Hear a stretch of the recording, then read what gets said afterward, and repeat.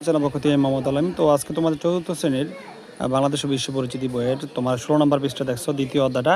তো এইখানে অধ্যায়টা আমরা আজকে সমাধান করবো। দেখতে পাচ্ছ তোমাদের এখানে ক নাম্বার সঠিক উত্তর দেওয়া আছে, খ নাম্বার সত্য মিথ্যা, আর হচ্ছে গ নাম্বার দেওয়া আছে বাম ডান, আর গহ নাম্বার সংক্ষিপ্ত প্রশ্ন এবং মম নাম্বার দেওয়া আছে বর্ণনামূলক 4টা প্রশ্ন দেওয়া আছে। তো এটি সমাধান করবো। চলো উত্তরে চলে যাই আমরা।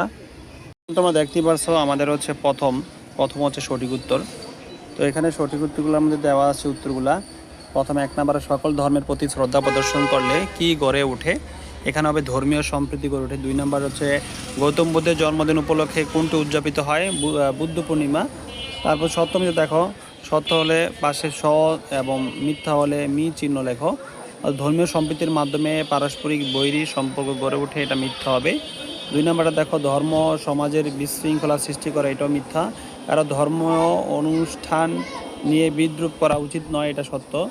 তারপর হচ্ছে ধর্ম বর্ণ নির্বিশেষে সকলের সহাবস্থানের মাধ্যমে সমাজ উন্নয়ন হয়, এটাও সত্য হবে। এরপর দেখো বাম ডানটা একটু ভালো করে দেখে নিবা। এখানে বাম ডানটা দেওয়া আছে। প্রথম, ইসলাম ধর্মের প্রধান ধর্মীয় উৎসব হচ্ছে ঈদুল ফিতর। তারপর হিন্দু ধর্মের প্রধান ধর্মীয় উৎসব হচ্ছে দুর্গা পূজা। তারপর হচ্ছে বৌদ্ধ ধর্মের প্রধান ধর্মীয় উৎসব হচ্ছে বুদ্ধ পূর্ণিমা। খ্রিস্টান ধর্মের প্রধান ধর্মীয় উৎসব হচ্ছে বড়দিন। এভাবে তোমরা সুন্দর করে লিখে দিবা। তারপরে আমরা চলে যাচ্ছি সংক্ষিপ্ত প্রশ্নগুলোতে। সংক্ষিপ্ত প্রশ্নগুলো দেখতেই পারছো, এখানে দেখা যাচ্ছে ক্লিয়ারভাবে।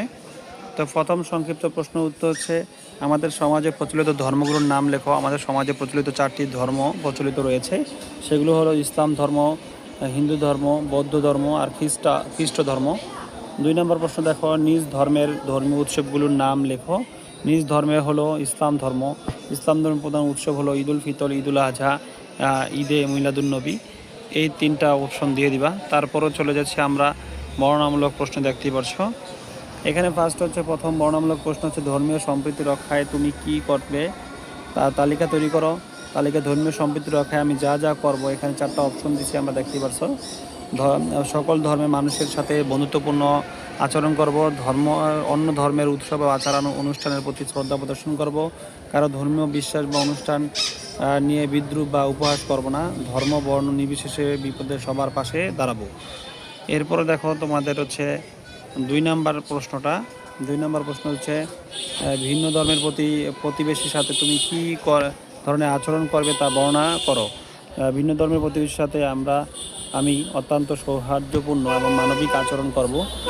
তাদের কোনো উৎসবে দাওয়াত দিলে আনন্দের সাথে যোগ দেব এবং আমাদের নিজেদের ধর্মের উৎসবেও তাদের আমন্ত্রণ জানাবো।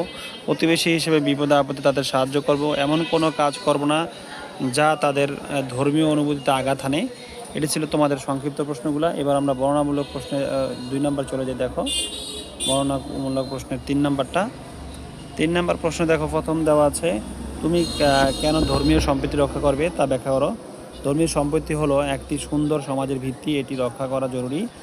কারণ সম্প্রীতি থাকলে সমাজে শান্তি এবং শৃঙ্খলা বজায় থাকে, মানুষের মধ্যে ভ্রাতৃত্ববোধ এবং পরম সহিষ্ণুতা তৈরি হয় এবং ধর্মীয় বিভেদ না থাকলে দেশে উন্নতি হয় এবং সকলে মিলেমিশে শান্তিতে বসবাস করতে পারে। 4 নম্বর দেখো, তোমার ধর্মের একটা প্রধান ধর্মীয় উৎসব কীভাবে উদযাপন করবে তা লেখো।